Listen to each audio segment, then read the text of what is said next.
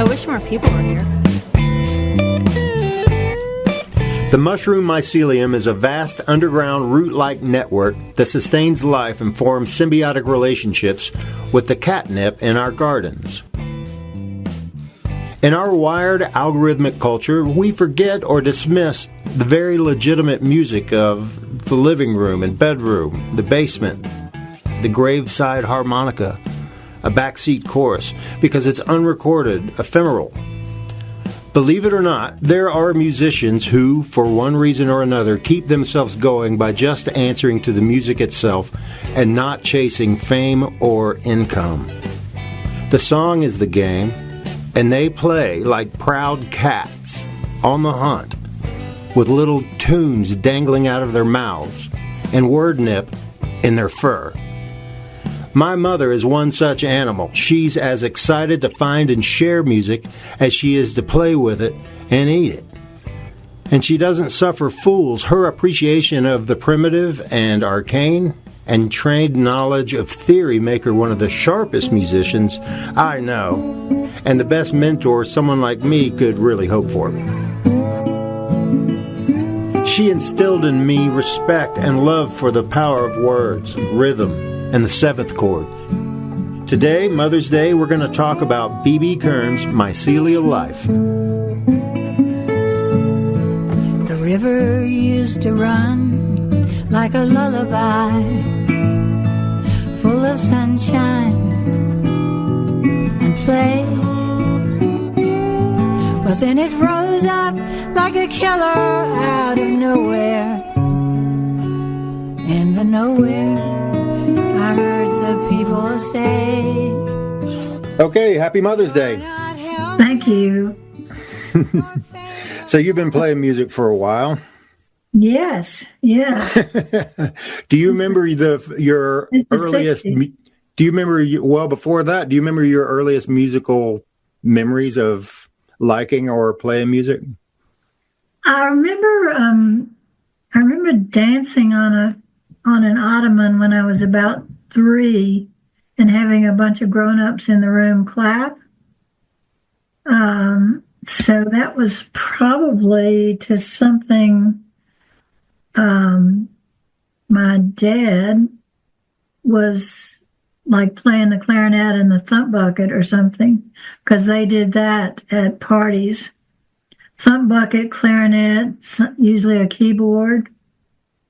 And then also that whole period, the first memories would have been the Latin Catholic hymns, Tantum ergo sacramentum, and Mardi Gras bands, of course.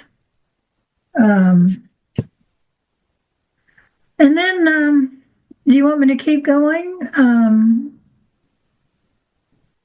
My grandfather, on the Griffin side, well, you already know, you know a lot of this.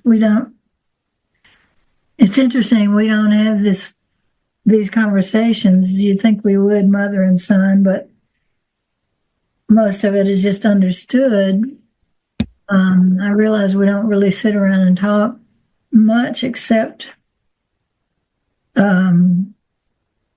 that jam, when we go back to your little Appalachia studio and jam, that's kind of the same thing as the conversation. But as you know, our Kern grandfather, my Kern grandfather, was a violinist, classical violinist and concert master of a symphony. But on the Griffin side, my other grandfather, and I remember this like it was yesterday, could sit out in the backyard and sing a Choctaw song. And it was real high and wailing, and it very much like Ralph Stanley. Where do you think he learned that from? Well, my grandparents went and did some missionary education of the Choctaw Indians. And they also drove all the way out to California. And so, but I was told that one was Choctaw, which is in Alabama. I don't know which Indians they would have taught in California, but they did that as missionaries in an old Model T. And of course, we had the Mardi Gras brass bands. That was huge. I had them since I was, probably a year old.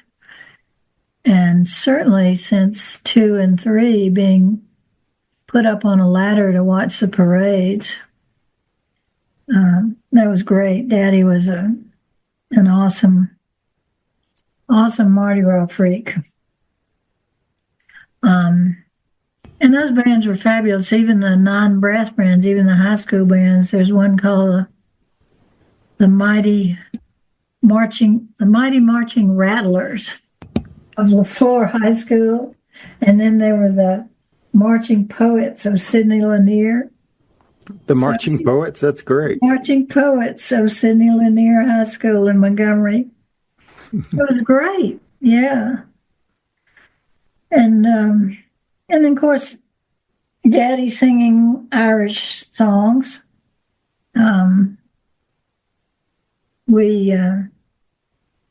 What kind of songs did he sing? He sang Galway Bay, which is kind of an Irish American song, but it came from an Irish ballad. And then Turalura Lura, it's an Irish lullaby. And Danny Boy, we would sing, and even as a little kid, we knew that was a tearjerker. And you know that with our Irish ancestors, we love to cry. And we say that in a jokey way, but I don't know. I've been thinking about how that, in a way, it's not just a joke. It's real. We like to own,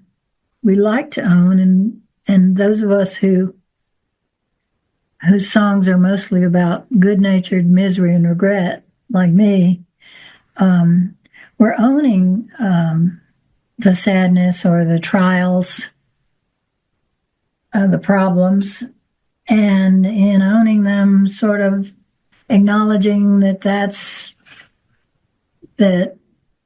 part of being human. My current project, which I call St. Cecilia's Woe, is supposed to be slightly wry, but in a way, woe is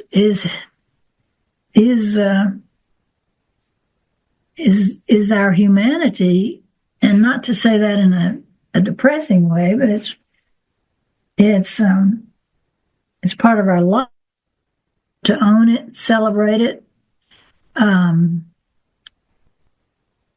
to be able to go there and parade it, if you will, to others is a positive thing. It's not a bad thing. It's not a joke. I mean, it's good to cry, and then almost like confessional, getting it off your chest. Yeah. You kind of move on, and you give it a place to live in your consciousness. I mean, you don't dwell on it, but you've identified it, you've named it, you've written about it, a poem or a song, and then you can let it go. And you've made something that could be in different hands, just an open wound, and turn it into maybe something beautiful. Yeah, and something you can really, I mean, some of the deepest music joy is made out of blues. And I mean, if I listen to It's Not My Cross to Bear by the Allman Brothers, that's just some of the finest joy I can experience in music, in a way. And it's not that you're reveling in tribulation.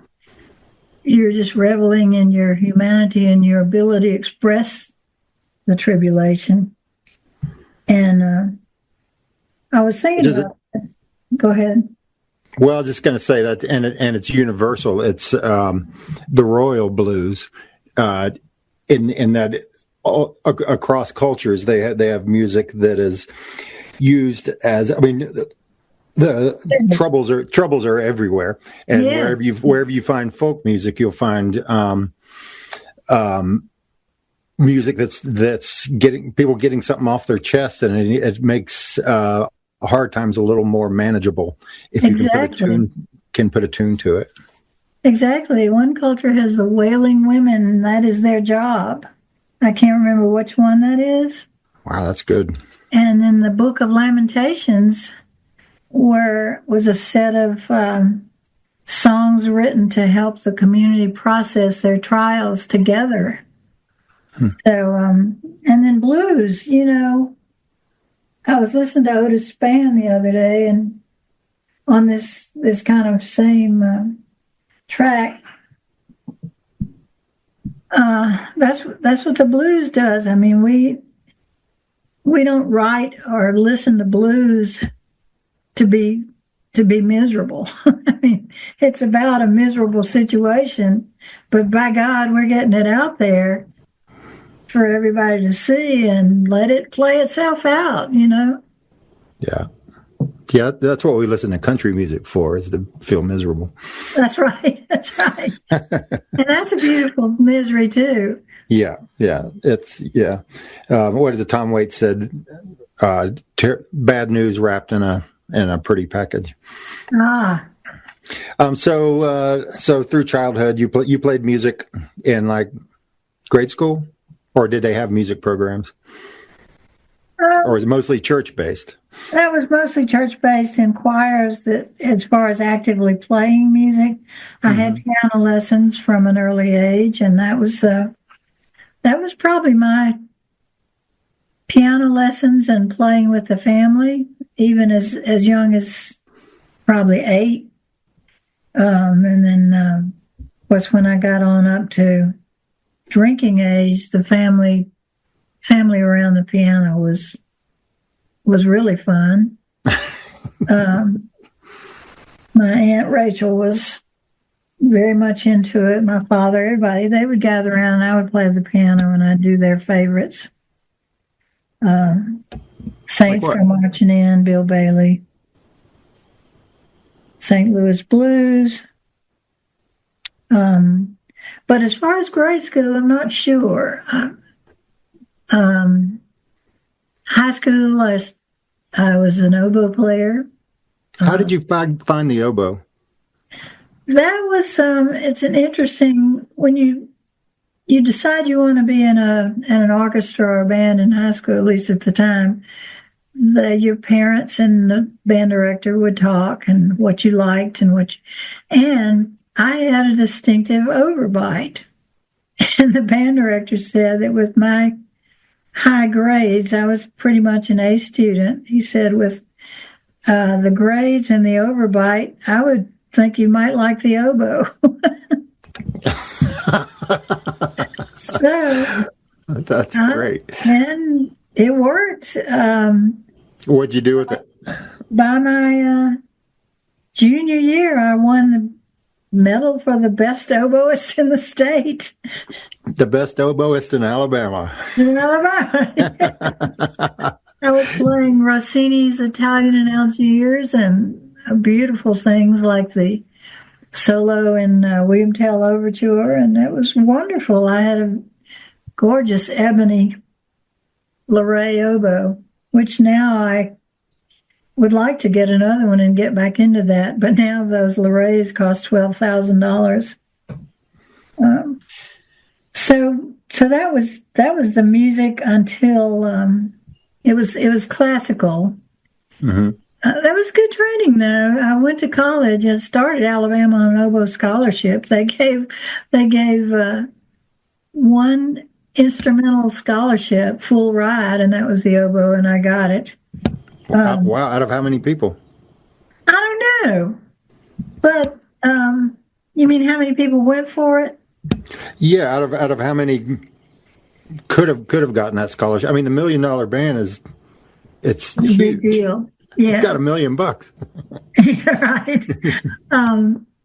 It must have been a lot because any high school in the state had an oboe player, unless they were really tiny and poor. So I don't know.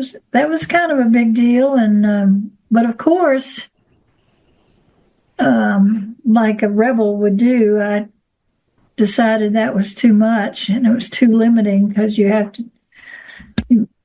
It just got to be too restrictive. So I wanted to change my major to English so I could write poems and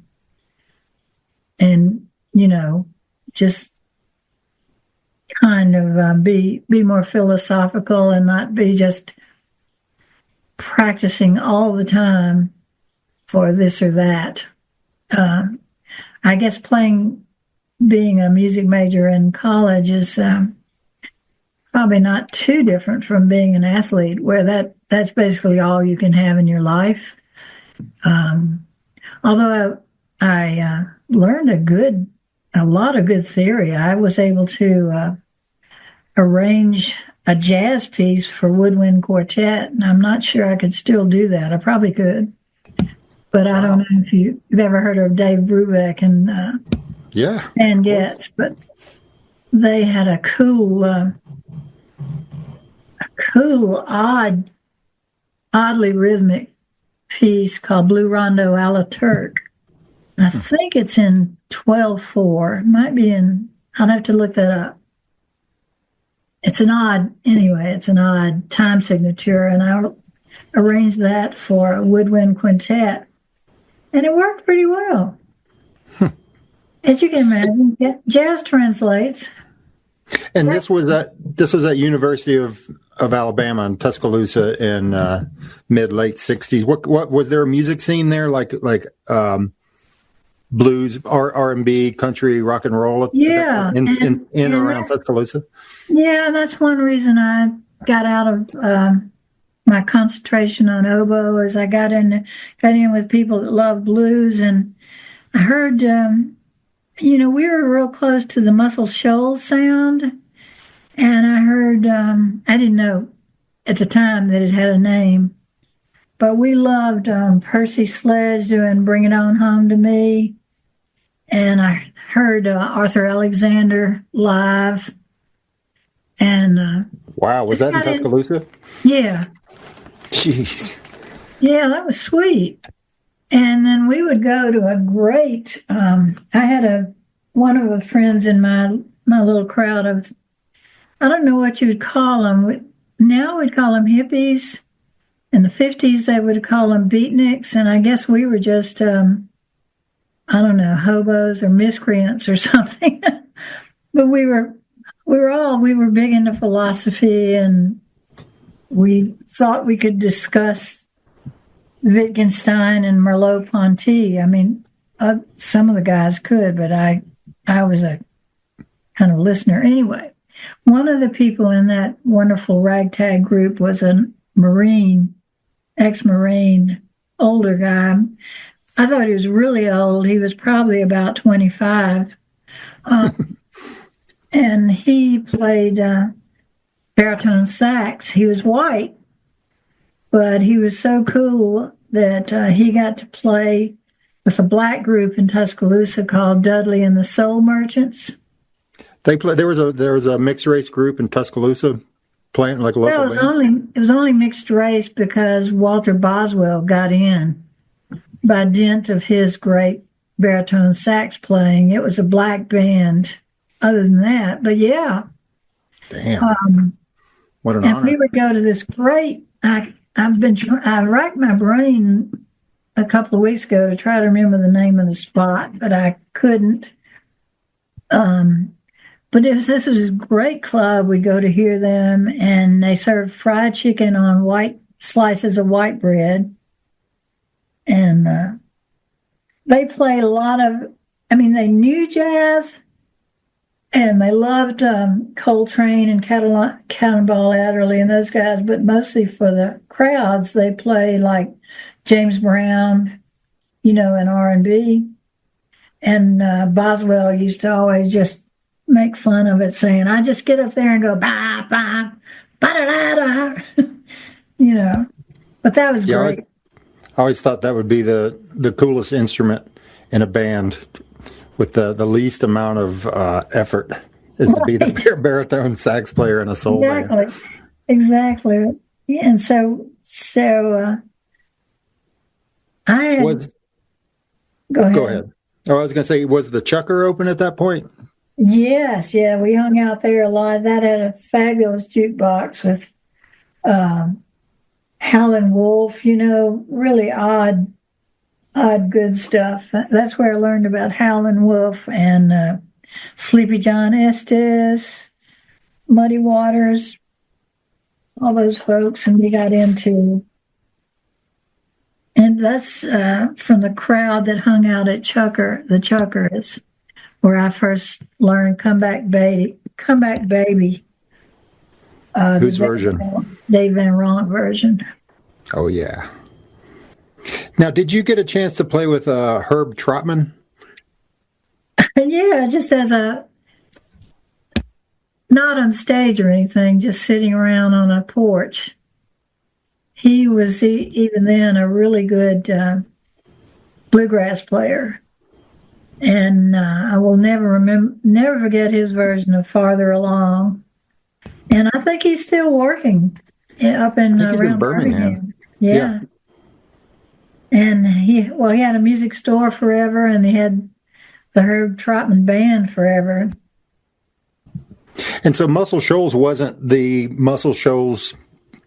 It wasn't the legend that we know of. It might have been, but if it was, I was just unaware. Then because we didn't have social media, I was thinking about this in relation because I thought you probably eventually asked me about Janaro's coffee house, and the same thing holds true here with the Muscle Shoals sound. You didn't have as much sitting outside yourself and looking at yourself as we can now with social media, where we'll do something or play a song and somebody might hear it and say, "Oh, that sounds like something I heard in Fame Studios a million years ago," or something like that. You're not going to get at least I guess somebody in New York might have had that great of a network. But you didn't look at yourself and what you were doing in any context like that. You were just doing it or hearing it. I can't remember what started me going on this, but what question? I was talking about because now Muscle Shoals is known worldwide as No, we didn't. Destination. Had no idea. I'm sure. I'm sure some of my friends then must have known what a great recording studio it was, but since at the time I wasn't hanging out with professional musicians who were playing out, I didn't know. I just knew we liked the music that we heard that came out of there. Mm-hmm. And at that point, the Stones hadn't recorded there yet, and so Aretha Franklin did some stuff there, but I don't know if that had even happened yet. And so I think it was still just the guys, just those white country guys. Yeah, the Swampers up there, and they're just kind of doing their own thing. And it's right. In the last podcast I had, we talked about objet trouvé, found art, like something that's already right, that's already beautiful, but maybe not jazz hands beautiful. In that you have to understand, you have to meet it halfway, if even that. And something like a great recording studio in the middle of North Alabama would be something like that. Exactly. I remember what you said on that podcast. You talked about what was it, the uncarved block of marble? Yeah. Or the bathroom reverb. Yeah. I loved that, and I think that's what the beauty of a lot of the origins of this music was. You mentioned Janaro's was in Mobile, but between and we'll get to that, but between Tuscaloosa and Mobile, a couple of things happened. you moved out west, right? Yeah, I moved out west, right, in the late 60s. That was after Tuscaloosa. I moved to San Francisco. Did you know anybody else that was moving out there? It was a time when everybody was trying to move out there. Okay. People who were thinking about their lives were heading to California to free themselves, free their spirits. It was pretty much the whole era of women's rights and free love and back to the landers. And so I got a chance, and a sweetheart who talked me into, helped me find a way to get out there, and I went. And you see any music? At the Fillmore West, I saw Big Brother and Vanilla Fudge. Saw Big Brother several times and Vanilla Fudge. And did a lot of, I heard Sly and the Family Stone in Golden Gate Park. I would go to Golden Gate Park. I quickly became pregnant with you know who. And since this is, right. Since this is Mother's Day, I can say that, I guess. And so I would be just hanging out in Golden Gate Park wearing fringe and playing my soprano recorder. And on one of those afternoons, I happened on Sly and the Family Stone. So it was kind of, the music was kind of in the air, as they say. Yeah. He was a San Francisco DJ. San Francisco or Oakland? I think it's San Francisco. Well, I didn't know that. And producer, going into Family Stone. Well, did it seem, that's funny, it's kind of like Muscle Shoals, what we were saying, in that when you're right smack dab in the middle of historic time and place, that it's a completely different perspective than someone who's only watched the PBS looks at Muscle Shoals. Documentary. Yeah, exactly. Does it seem like the shaking of the earth that it's been lionized to be since? No, but it also did not go completely unnoticed. I mean, we knew that it was a historic time politically. We were all very earnest and into the philosophers and changing politics. So we knew that, and we considered the music just a part of the music, and the way we dressed, and smoking weed, and just being generally free-spirited. We considered it political. Even the music was part of the times they were changing.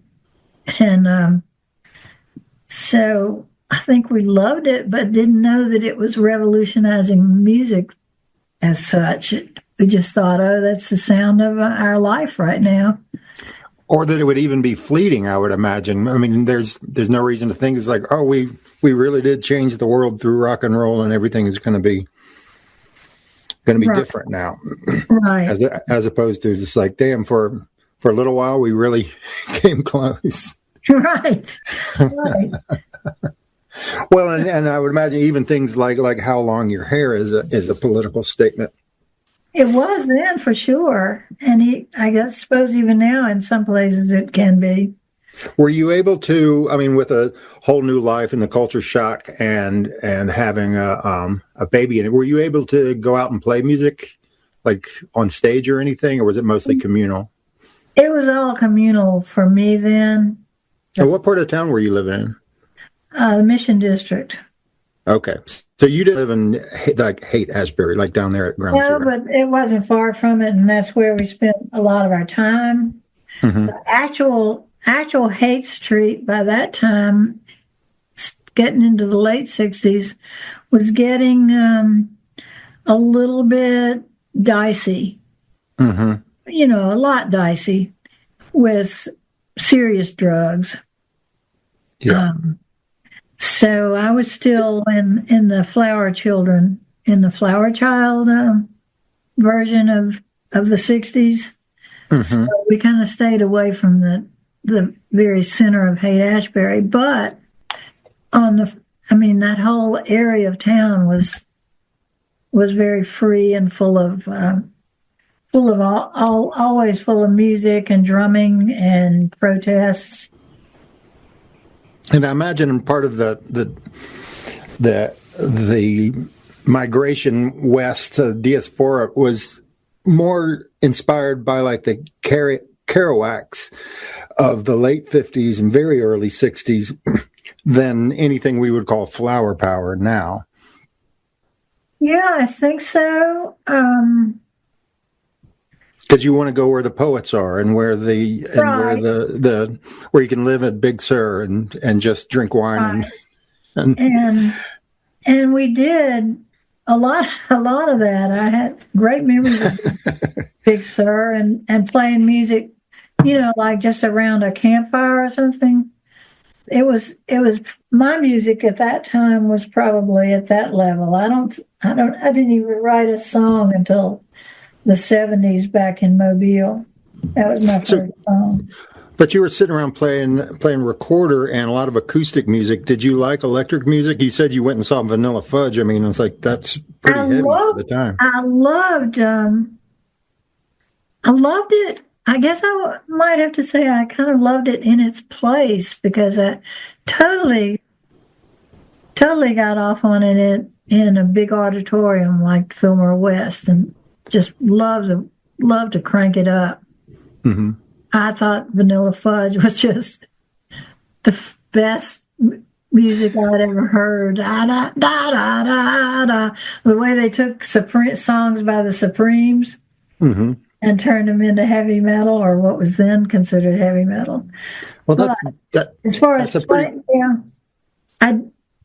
but to make the distinction, and back to my kind of odd phrase calling in its place, I was among the people who hated that Dylan went electric. I wonder if it would seem to me that loving something kind of like primitive and heavy like Vanilla Fudge wouldn't have been also just kind of a reaction to having a bedrock of formal training. Yeah, it's kind of refreshing. It's like these guys do not care. They're just they're just playing as loud as they can. Like I could do this in my sleep.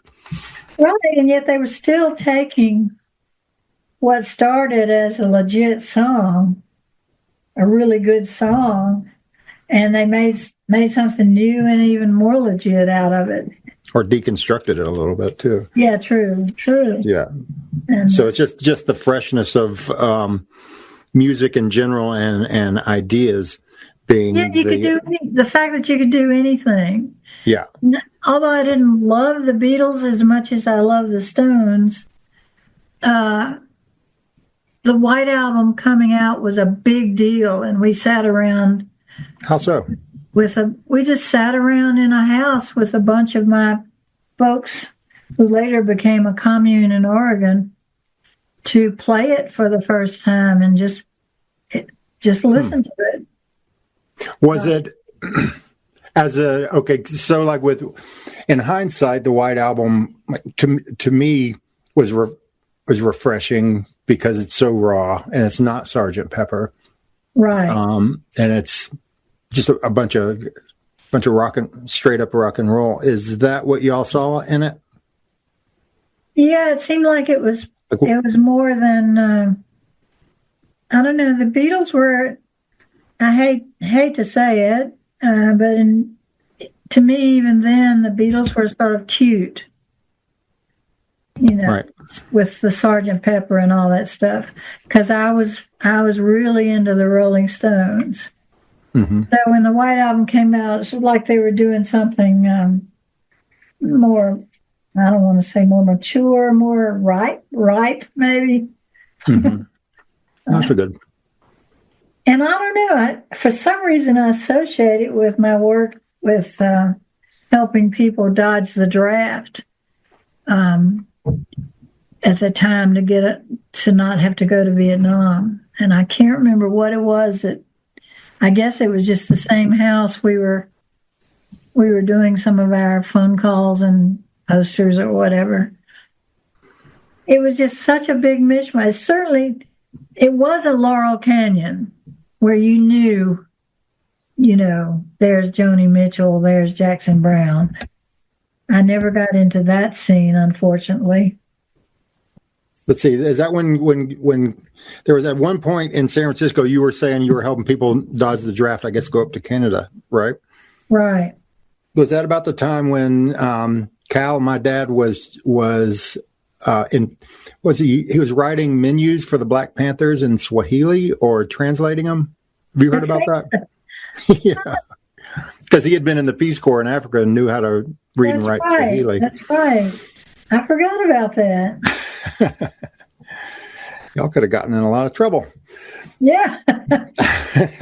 So you went up to Oregon, lived on a commune for a while. You came back to the South after that, right? Was there much music going on, or is it mainly just kind of roughing it in Oregon? I did no music in Oregon except my own recorded playing up in the mountains. It was fairly isolated. Yeah, I've been there. Yeah. It is. There's nothing to do there. It was not, certainly not a depauperate experience, but there was not much music, and it was a beautiful Indian woman. Let's see, I think her name was Isla. I'm not sure. But she would sort of hum and talk to me a lot after my other sweetheart, my later sweetheart, got killed in Vietnam while I was up in Oregon. And so she spent a lot of time with me just sort of humming and telling me her grandfather came to sit at the foot of her bed when she was grieving his loss, his death, and he came to sit at the foot of her bed and tell her it was all right, and keep keeping on and keep his memory, but to keep on dancing. Oh, we're talking about Wolf Creek, Oregon, Southern Oregon. Right. Well, there was kind of a move north towards the end of the 60s of like the Holy Modal Rounders and the Queskin Jug Band. Oh, that's right. I think that whole crew moved up to Oregon at roughly the same time. Were you aware of that, or was there just this general feeling of this is not really what I signed up for? Haight-Ashbury and the hard drugs. Moving north from there seemed like the obvious thing to do. That it was more the latter, yeah. I would like to say I wish I had been involved with those folks in music.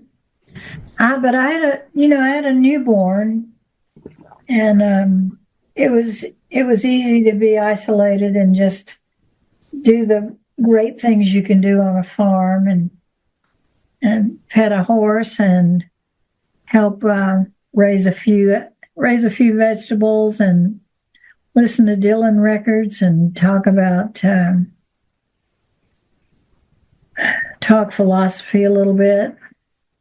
What Dylan record was it at that point? Or just whatever had come up until then? There was a new one came. Oh, I'll Be Your Baby Tonight. So that got old after a while, living off the land, and you moved back south after that, right? Or yeah, I had a baby to raise, and I needed traditional. At least I felt like, in hindsight, I didn't. I could have done it, and everybody I was with could have done it, but people were getting into acid, and I had a little boy to raise, and just kind of wanted to go back to the bosom of my nuclear family and get some help with just ordinary living. So basically, I moved back to the formerly considered boring Mobile, but it was all right, So what was the music scene like? And then I got back into music. Yeah. Now, the Janarose thing came before Tuscaloosa, and I need to mention Janarose real quick because that was such a remarkable thing for Mobile, Alabama. I mean, that was a time when people in New York were playing open mics at the bitter end and, making their way into the big time. And we had what I now know is essentially the exact same scene, although back to that thing of not looking at ourselves, we didn't know we were, well, I guess we kind of thought we were cool like the people in New York, but weren't trying to really imitate.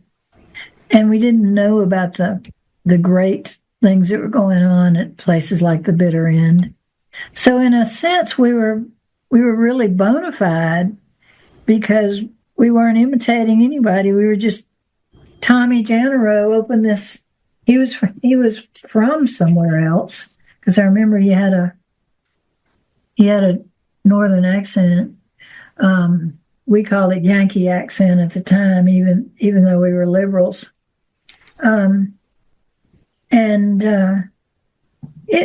That was just a really organic, evolving thing where people who wanted to play their guitars and sing would show up, and Steve Smith would play Tom Paxton's Ramblin' Boy. That's your cousin. Yeah, my cousin Steve. And he taught me the Travis pick. Do you still know how to do it? Oh, that's all I do, pretty much. When I'm picking a song, I still use versions of that for sure. In fact, I'm trying now I don't see why I couldn't sort of sneak and turn that into clawhammer banjo. I'm trying to figure out a way to, because it's a lot of the same, it's led by the thumb. Mm-hmm. So I'm hoping to be able to do that as one of my current pursuits. But anyway, Generose was great. It's the first place I ever played in front of a microphone, and there's still another woman down in Baldwin County who played her first one there, and she's still working out and playing with a band in Baldwin County, Alabama. Really? Are you in touch? I'm in touch on Facebook. Yeah, I keep meaning to next time I go down there and see if I can get with her and we can just jam a little bit.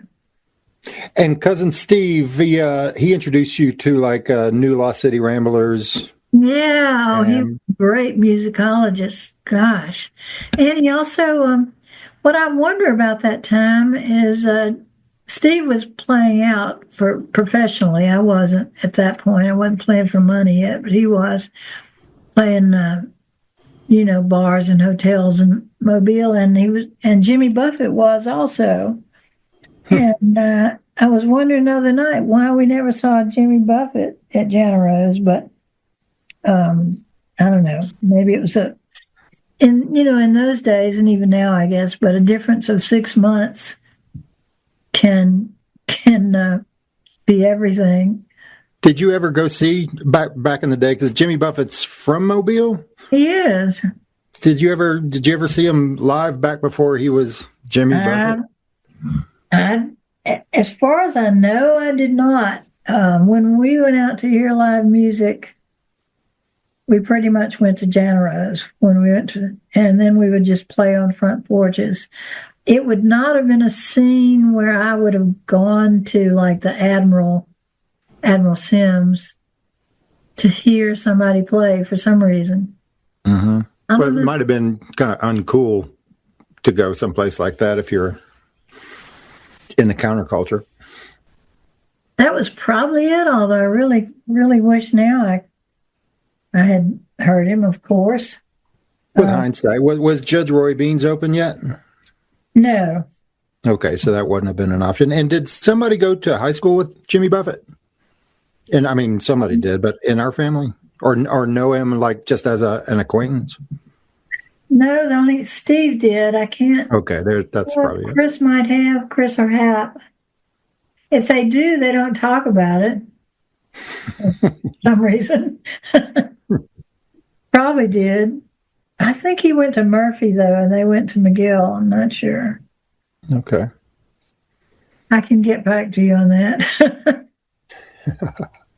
And about that, did you got to see the Rolling Thunder Review? You've always been a big Dylan fan, and that's where I get my love for him. And didn't you see the Rolling Thunder Review? I did. Saw them in Mobile, and that must have been in the 70s, too. About the time I was writing started being a songwriter. Mm-hmm. And one was a Sojourner Truth? Yeah, I was... I wrote a song called Ain't I a Woman, based on her fantastic speech. That's an incredible speech if you want to go back and look at that. Ain't I a Woman? Ain't I a Woman? Mm-hmm. I can look it up and tell you some of it if you want it. But I can put it in the notes for this. But go ahead. That would be great. I'll send you a copy of what I consider the best part, the most powerful part. But please do. I'll link that in the notes for this. But yeah, okay, go on. Great. Yeah, and I wrote that for a protest rally for the ERA, the Equal Rights Amendment. Mm-hmm. And we sang it at the University of South Alabama. And so, and did you speaking of protests in Alabama, were you involved with that at all? There's a pretty kind of spicy time in the Deep South for. Yeah. I mean, it kind of always is. But what's your relationship with all of that? Switching back a few years back. Yeah. I remember singing "We Shall Overcome" with a big crowd in the auditorium at Stillman College, which was a historically black college, led by Joan Baez. And that was probably the highlight of what I did with civil rights. But in addition, I would be at the smaller protests when we would have them. And I hung out when some of the freedom riders from the North came down to Mobile. I remember one of my boyfriends was a guy from Harvard who had come down to, try to do the voter registration. And I would go to small protests with him, but I was still pretty meek, and I didn't do anything real overt that could get me dragged off and beaten by police. Well, I'd imagine just having a presence there at all carries a lot of weight then as it does now, for one, just so that the South can't be, and especially the Deep South can't be taken for granted as a monolithic, oppressive, racist culture too. Right. Have anybody there. I often like to point that out. Gosh, today the folks in Indivisible in Fairhope, Alabama, right across the bay from Mobile, had as many people as they had up here in Charlotte, North Carolina. And that was as many as they had in some of the places in the North. It seems impossible, but to march for voting rights even now, but that's what we were doing. There's an image I love from my past folk history that I was going to tell you about. It was 5 of us in a VW Beetle going across the Mobile-Tensaw Delta Bridge, one of those big bridges, at night in the rain, and one of our musician friends, Randy Brown, singing Hobo's Lament, the top of his voice. That was a great moment, and I just wanted to add that to the South Alabama years, 70s, with so much good music on those front porches with Steve Smith and some folks whose names I can't remember, singing Neil Young. And then what sent you to New Orleans? I moved to New Orleans because I had gotten married at that point to Rudy, a medical student, and he was going to do an internship in New Orleans. We moved over together, and then we broke up, and I stayed there. I stayed there with you, and got a little more certainly got into listening to a lot more music and even playing a little bit. Somehow I got into playing a protest song on a TV show in New Orleans. I'll have to look back in my scrapbook and see exactly what that was for. It could have been anything. There was a lot to protest in New Orleans. I actually remember that. That's one of my earliest memories. Is they had a sandbox set up, and the right. Oh, that's and right. like gave me a bucket and a shovel, and like you were sitting on a stool, also in the sandbox. I think, that's right. for some reason, and I'm going to say what it was for. That was for Head Start. Okay. It was to try to save the funding for Head Start. Yeah, that was good. I wonder what I sang. Were you making music or playing music in New Orleans there for just years? on my own? I didn't get with anybody, although I heard enjoyed went to see lots of music. We hung out at the Maple Leaf Bar, and even then, as now, you could hear everybody right on that street, Oak Street. I heard Professor Longhair and Jerry Jeff Walker and Ray Wiley Hubbard. And then I heard Dr. John probably at the Mother-in-Law Lounge, where I later got in the second line when he passed. Ernie Cadeau or Dr. John? Yeah. Yeah, Kermit Ruffin's Lounge. Isn't that the Mother-in-Law Lounge? It is now. It was from Ernie Cadeau, who had the hit Mother-in-Law. Oh, yeah. And now Ernie Cadeau's bus is at the Rock and Bowl. We heard Clifton Chenier, and but even though he's Cajun, he does pronounce it Chenier, as you may know. Yeah. On a festival out in the rural area outside New Orleans, and I looked that up one time because I wanted to know what festival it was, and it might have been one of the very first Festival Acadien out there, but I'm not sure. But anyway, that was good. We heard a great band called the Copus Brothers a lot at Cooter Brown's and Jed's in New Orleans. The Copus Brothers? What kind of music was that on? COPAS. Sort of Eagles-like, and kind of American, early, maybe kind of early Americana, because it would be the same voicings as somebody like the Eagles, but they were very ragged and kind of, to me, more interesting.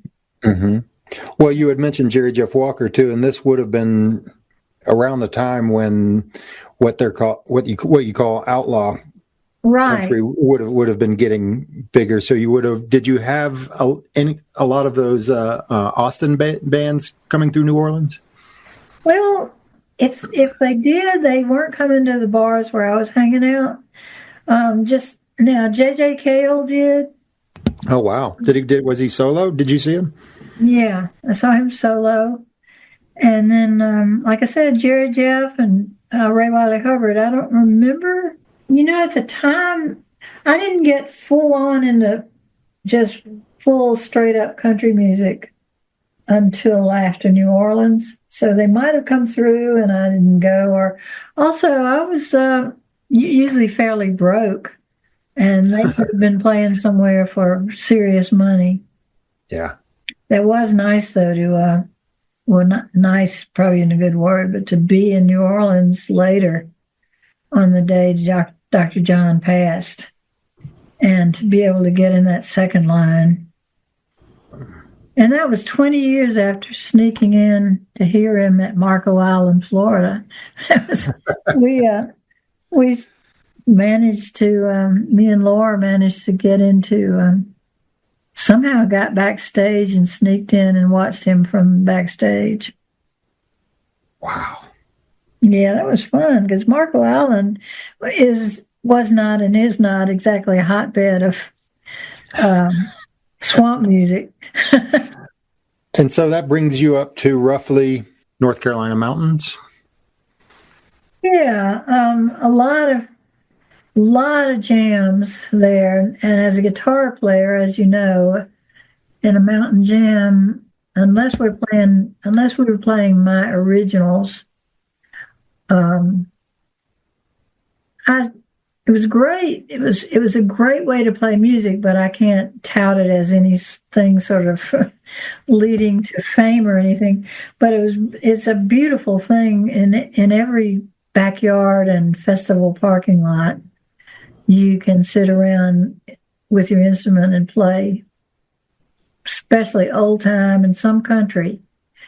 Lots of old mountain ballads, some bona fide country, but lots of old time. So as a guitar player, you're doing mostly ding, ding, ding, ding, ding, ding, ding, ding, which is okay because the community of it is great. Yeah, you've got a role to play in that circle. Right. Yeah. And you can feel the energy and love the energy. Decided to try fiddle and had a lesson from the famous Wayne Erbsen, and did some jamming with him, and that was a treat. He's one of the greats up there. Wayne Erbsen. So you were working at Warren Wilson College at this point, or Black Mountain News? Both. First Black Mountain News, then Warren Wilson. And that's how you met Wayne Erbsen? Right. Well, I met him before he started working there, I think. I can't remember where. Somehow probably at a jam down in Beetree. There's an area called Beetree where people would jam around a campfire. And can you tell me a little bit about Wayne? I took a country music class from him at Warren Wilson, but I don't really know his history in Western North Carolina, which is he casts a long shadow around here. He does, and I can give you some of that for your auxiliary notes. He came over here from California, and he was already an accomplished guitarist and banjo player. And I think at the time, he was also working on his career or his bent as a musicologist, because he's published a bunch of how-to manuals on how to play instruments, but also done a lot on just the history of Southern music. Mm-hmm. So I'll do something on that. And about this time, did you ever? I know you did, but McDibbs in Black Mountain. Oh yeah, gosh, that was a real hug. That deserves to be in. That deserves to be in somebody's music history of the mountains. And because it was just such a gathering spot, a lot of good locals played there. What was his name? Jerry Reed Smith on the hammered dulcimer was featured there pretty often, and mainly it was just you could go, anybody you heard was going to be good. But the highlight for me was hearing Taj Mahal there twice. And, what was that like? Oh, it was just mind blowing, because he's he's kind of a band all by himself, and he's kind of a whole movie all by himself. His performance is almost cinematic. It was, and I'm sure it still is. And I especially remember how great he was on keys. Yeah, because he's not really known as, or I don't know him as a piano player that much. I know, but he was playing the keyboards like I know a keyboard should be played. Now I know that after years of piano lessons as traditional piano lessons, I know the best ones play it like it's a percussion instrument. And he would do that. You could beat out. Well, he'll play like that on a keyboard.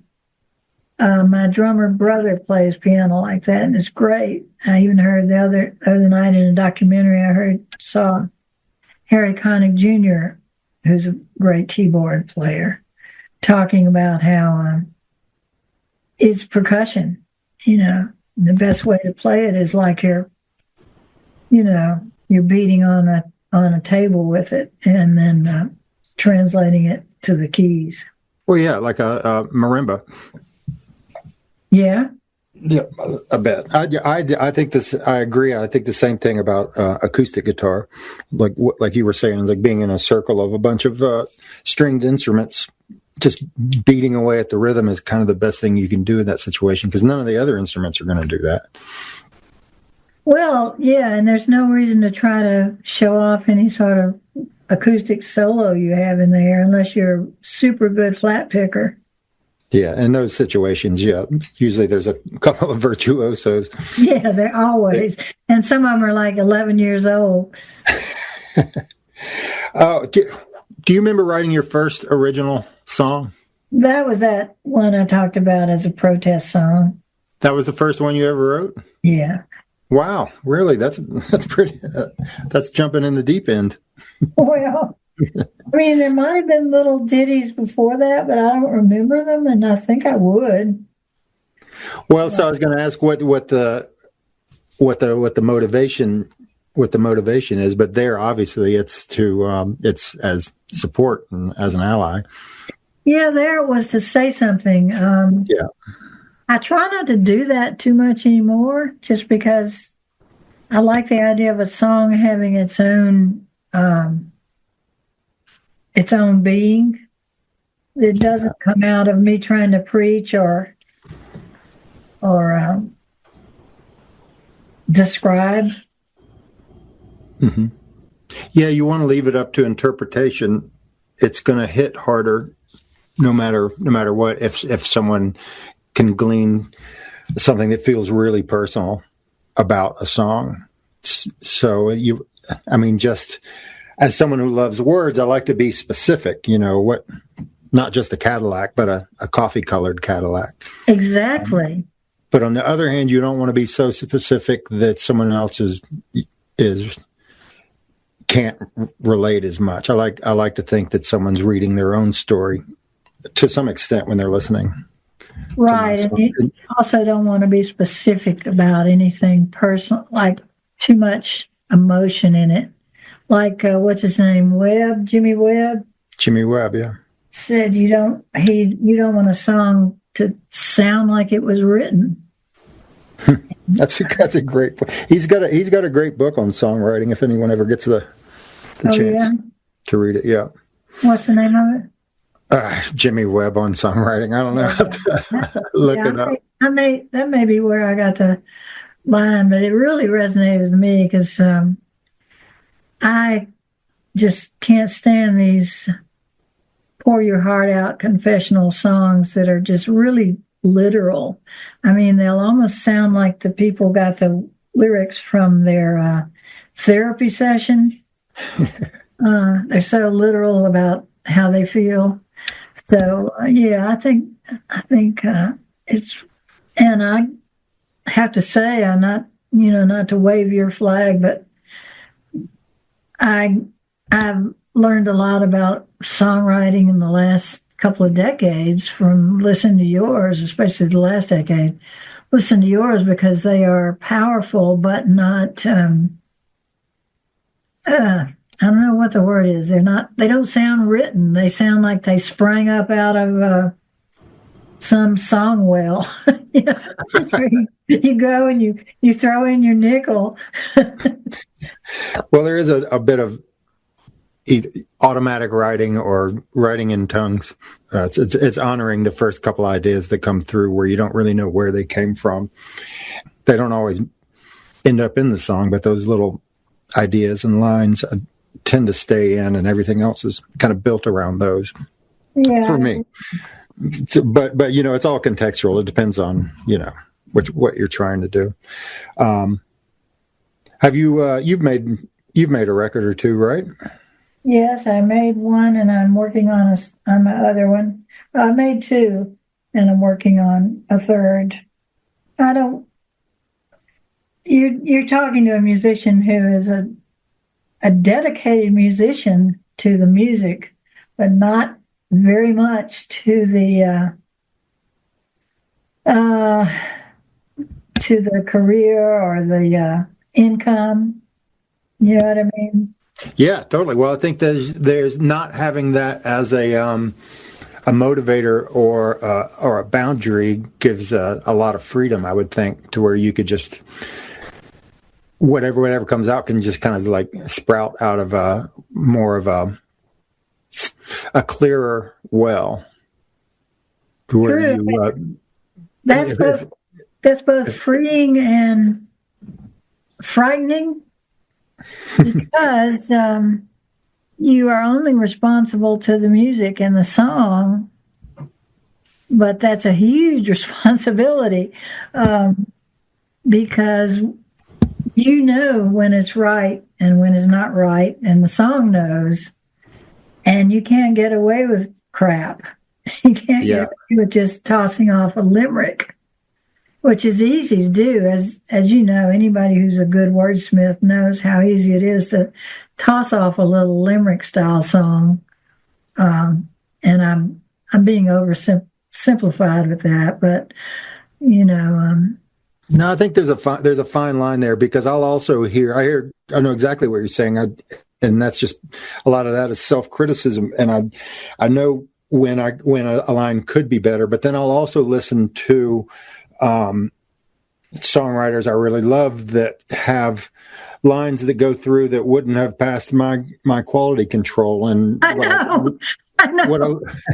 What I learned from that is to don't hold on so tight to the songs, and if this just is what it is, pretend you have a deadline. And also, I have a hard time moving on if I'll finish a song just so I could, because there's one I like better that I can't finish because I'm still working on this one. So there is something to be said for just, you know what, screw it, we're good. I know it. It can be frustrating because, like, well, if I had another year, I would have the perfect rhyme. Well, because, and the two things about that. One, I'm trying to remember that great example of things you would have edited out. We would have edited out. Merle Haggard has a song with just a stupid rhyme that he put in just to make it rhyme. I can't remember what it is right now. Maybe you know. I mean, it's just awful. Yeah, and there, I don't know the line you're talking about, but to me, it's also, there's a playfulness to it too, where where it's just like you're not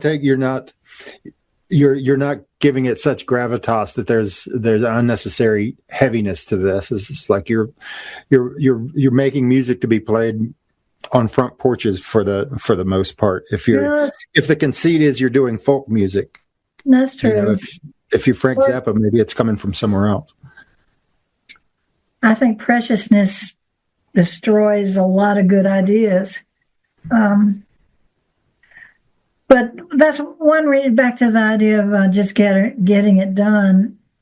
The couple of things to be said about that. One is you craft it to where it's honest for yourself, and then whether or not you keep going and try to get a better adjective here or something where the cadence is a little better, you can't predict what the next person who owns the song, and I mean love it, listen to it, or even play it, but mainly hears it, you can't know what they're going to think is perfect and what's going to reach them. So given that it's an unknown, like you said, do your best and then walk away and let it live on its own.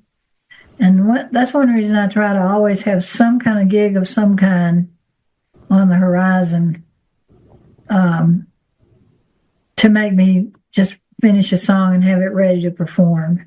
Mm-hmm. And then even in the performing, I might say, that line doesn't trip off the tongue very nicely. I'm going to make that just easier to sing. Which is one of the many nice benefits of playing live, I think, is that you have the opportunity to maybe fix things that didn't sit well with you from a recorded version. That most of my songs aren't as recorded. A lot of times I'll change words that have just evolved over time, or even chord progression, which can be hard on the musicians I'm playing with, because I change up songs a lot. So what do you you said you're working on another group of songs to record? Yeah, I'm calling the project St. Cecilia's Woe. And I'm hoping the reason that came up is there is this great brewery in Mobile, Alabama called Oyster City. And outside and under a shelter, next to all their giant brewery tanks, you know what a good-looking visual that is. All those shiny tanks, huge. They've got this old upright piano in the same room. So the acoustics are great. And I just decided that's where I wanted to play. So, I haven't done it yet. I played there just ad hoc, and people liked it. But I decided I wanted to come up with a band to offer to play there, say, every Sunday and do some gospel hymns and stuff. But so anyway, that's where the name came up. And again, it was going back to my St. Cecilia is the goddess of music. And then the whole idea of woe again, blues, Irish ballads, crying, getting your misery out there and sort of owning your own humanity. So I'm working on that. And paradoxically, even though it sounds like it's woeful, I'm doing a set of songs that are largely not just personal misery or anything, although one of them is a rare sort of blues. I like to sing blues, and I used to write blues until I just, you get into that and you realize you're not going to do it any better than it's already been done, or not very much different than it's already been done. So I have one song that is that I usually don't write a song from a personal challenge, like, see if you can write one about spring breeze. I don't do that. I know some people consider it a good thing to do, but I did decide, somebody said, all of your songs are basically stories and images, and they're great, but you never do one that's just like a love song or anything. So one of the songs on St. Cecilia's Woe is going to be a kind of a gospel-esque heartbreak song. And that was fun. It's like what you said about you start with an idea. It was fun to say, can you write one of those? And then see what comes to mind. And oddly enough, something just comes out. A first line comes out, and then the rest sort of, I don't say writes itself, but things just come up to match whatever you started with. I think you said something like that earlier. Things follow in some sort of organic spiraling out. Yeah, there's a blooming, and you never know. You never know what's going to come out of the ground, no matter how hard the soil is. Just Right. you just gotta water it and see what comes up. I think there's a lot to be said for writing with parameters, because 9 times, especially if you let something new come out of that wasn't expected, like you mean to write a love song or a song about war vets, something specific, that you often are going to get something different than what you thought was going to come out of that. Yeah. 2 or 3 different things. Yeah, and you might be using an experience or a person as a muse, even though they're long gone from your life and you're making most of it up as you go along. It's like what comes out is still authentic, still true. There's still a truth in it. And I think the only song I remember that sort of just came out, I like your metaphor, coming out of the ground, was that song I did after Hurricane Helene. And that thing just pretty much just emerged, and I had to catch it as it went by. Mm-hmm. And like the flood. Yeah. Another thing I thought was interesting to comment on, that I always remember about, back to the thing of, I feel like a dedicated musician, even though I'm not a known musician and not having to feed my family on it. And Krista brought out this great word, mycelium. I was going to say, there are so many people like me who are true artists with music and doing their best, are just sort of maybe laying this kind of groundwork, a kind of a mycelium under the great layers of the Morgan Gears and the Leonard Cohens, and there's this mycelium of people keeping their music alive and just working hard at it, going doggedly at it, like it was like they would starve if they didn't play. And that made me wonder why do I bother? Why do we do it? Not so much why do you write music, but why do you then want to get it out there? And I remembered one of my favorite quotes. It applies to any art. It came from Robert Godfrey, an art professor at Western Carolina. He said, "Be eager to show your work like a cat bringing prey to the door."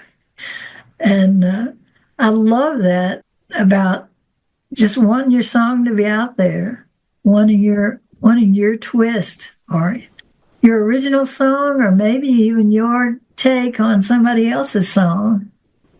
You just something in you wants your light to shine.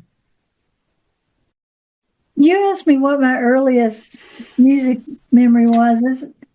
I was waiting for the bus in grade school outside Little Flower School in Mobile, and somebody was whispering around that there were secret lyrics in Bebop-A-Lula that were dirty. Wow. Can you imagine? That's what we were doing. I was wondering why I didn't like, why I wasn't keyed into Elvis or some of the great rockabillys back then. And it's because our parents taught us they were hoodlums, and we that attracted us in some ways, but it also just, it was a cultural thing. Mm-hmm. I can see that. You hear of people hearing Elvis for the first time, and it was like going from a black and white to color all of a sudden. It's like there was a freedom to it. Uh-huh.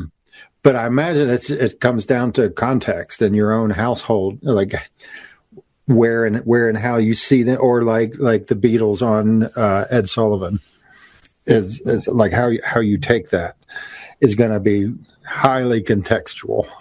When you see Elvis, you might see someone who just wants to rob you. I think that's what our parents saw. It's somebody who wanted to corrupt our children and turn them into hoods. And blues, my gosh, my parents would have, Lord. They didn't even like Hank Williams, did they? No. I mean, later they did. But, I think everybody came around to Hank Williams eventually, even them. But no, they were solidly in the Benny Goodman, swing era. And then after that, Pat Boone and that Kingston Trio were acceptable to them. There's a documentary on James Booker, great New Orleans pianist. Harry Connick was narrating it, and back to the idea of blues, he said playing music and playing blues music is not an escape for your own blues. And he looks down at the keyboard and puts his hand on it, and he says, it's another set of troubles. Navigators on the vast, tumultuous sea.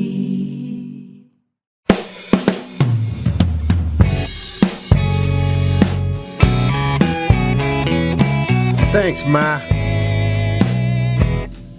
Bebe Kern will be playing in Mobile, Alabama at the People's Room May 18th and Blues Tavern Memorial Day, Monday, May 25th.